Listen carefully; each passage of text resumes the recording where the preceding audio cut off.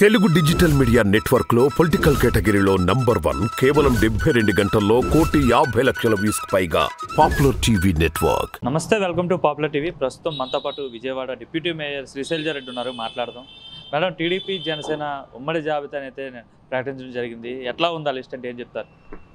ఎలా ఉందంటే మేము చెప్పవసరం లేదండి, వాళ్ళే కొట్టుకుని చచ్చిపోతా ఉన్నారు. ఎందుకంటే పాపం 10 సంవత్సరాల కష్టం మీద పార్టీని నడిపినటువంటి వ్యక్తికి వేరే పార్టీలో వాళ్ళిద్దరు అలయన్స్ పెట్టుకుంటే పాపం కేవలం 24 సీట్లు 3 ఎంపీ సీట్లకు పరిమితం చేశారంటే చంద్రబాబు నాయుడికి పవన్ కళ్యాణ్ మీద ఉన్నటువంటి గౌరవం, అలాగే ముందుగా కాపుల మీద ఉన్నటువంటి గౌరవాన్ని ఎలా ఉందో ప్రజలందరూ కూడా అర్థం చేసుకోవాలా. ఎందుకంటే పాపం పవన్ కళ్యాణ్ గారు కూడా కాపు కులస్తులందరినీ కూడా పాపం చంద్రబాబు నాయుడు దగ్గర తీసుకెళ్ళి వాళ్ళ పార్టీకి ఏదో ప్రయోజనం చేకూరుదు అనేటువంటి ఆలోచనలు ఆయన ఉన్నారు. కానీ అది జరగదనేటువంటిది గతంలో అందరూ అనుకున్నారు. నిన్న ఏదైతే పొత్తుల్లో భాగంగా ఇచ్చినటువంటి సీట్ల ఆధారంగా ఇవాళ కాపులందరూ కూడా బయటకు వచ్చి కాపుల కోసం మమ్మల్ని అందరినీ కూడా తాకట్టు పెట్టబోతా ఉన్నావా అనేటువంటి మాట అయితే అనుకుంటా ఉన్నారు. అది ప్రజలు కూడా గమనిస్తూ ఉన్నారు. ఎందుకంటే పొత్తులు ఏదైనా ఉంది అంటే ఒక ప్రజానాయకుడు సరిగా పరిపాలన చేయకపోతే మీరు పొత్తులు పెట్టుకున్నా, ఆయన ఓడించాలన్నా, ఇంకా వేరే ఏదో చేయాలన్నా కూడా ప్రజలు కానివ్వండి, కులస్తులు కానివ్వండి సహకరిస్తారు. ఇవాళ ఏది లేకుండా చంద్రబాబు నాయుడినే సీఎం చేయాలనేటువంటి దీంతో పవన్ కళ్యాణ్ గారు పనిచేస్తే అది ఎవరో కూడా ఊహించలేనటువంటిది, సహించలేనటువంటిది కూడా. అంటే ఈ లిస్టును చూసి వైసీపీ వాళ్ళు భయపడుతున్నారు. చాలా పకడ్బందీగా లిస్టుకి సంబంధించి కార్యక్రమం చేశారు. ఈ అభ్యర్థులను చూసి వైసీపీ వాళ్ళంతా భయపడుతున్నారు అనేసి వాళ్ళు అంటున్నారు. దేనికండి భయము అంటే మీరు ప్రకటించిన తర్వాత మేము ప్రకటిస్తే మాకు భయం.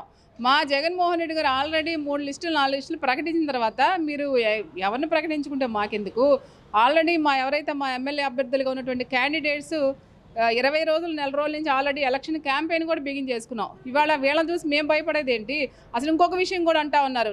మొన్న వింటా ఉంటే చంద్రబాబు నాయుడు గెలవనటువంటి ఏరియాల్లో ఏదైతే మన జన సైనికులు ఉన్నారో మరి ఆ జన సైనికులకి, ఆ కమ్యూనిటీ ఉన్నటువంటి నాయకులకి అక్కడ సీట్లు ఇచ్చారని కూడా అంటా ఉన్నారు. ఎందుకంటే పాపం ఆయన మీద ఏది పెట్టుకోడు చంద్రబాబు నాయుడు.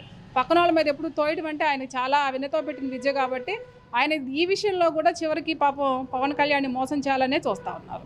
అంటే చంద్రబాబు నాయుడు లిస్టు విడుదల చేసే మాట్లాడుతూ ఇన్నేళ్ళ నా రాజకీయ జీవితంలో ఇంత ఎక్సర్సైజ్ నేను ఎప్పుడు చేయలేదు, చాలా ఎక్సర్సైజ్ చేసి అయితే లిస్టు విడుదల చేస్తున్నాను అనేసి ఆయన చెప్పడానికి ఎట్లా చూస్తారు? మరి ఆ రోజే చెప్పాడు కదా ఆయన ఎక్సర్సైజ్ చేయలేదు అని. ఎక్సర్సైజ్ చేయించిన నాయకుడు ఎవరండి?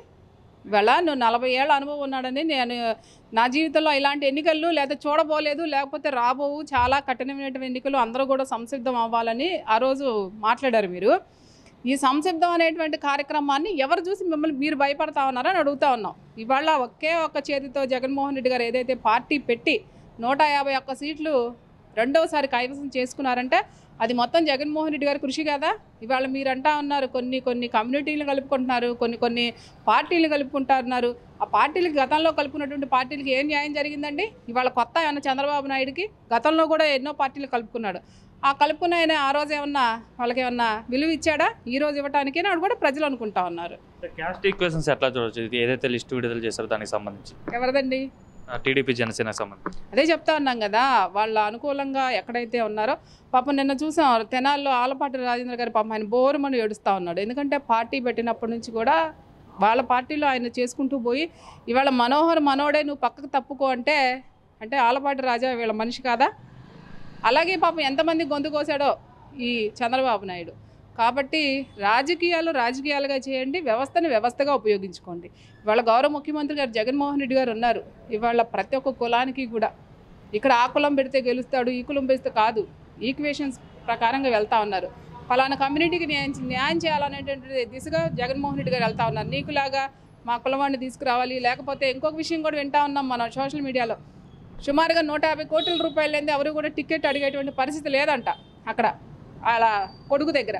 కానీ ఇవాళ జగన్మోహన్ రెడ్డి గారు 1 కోటి రూపాయలు లేనటువంటి వ్యక్తిని కూడా ఎమ్మెల్యే టికెట్ ఇచ్చి గౌరవంగా చూస్తున్నారంటే అది చంద్రబాబు నాయుడు గారికి, ఇక్కడ ఉన్నటువంటి పెద్ద కులస్తులైనటువంటి చంద్రబాబు నాయుడు గారికి ఉన్న పరిపాలన.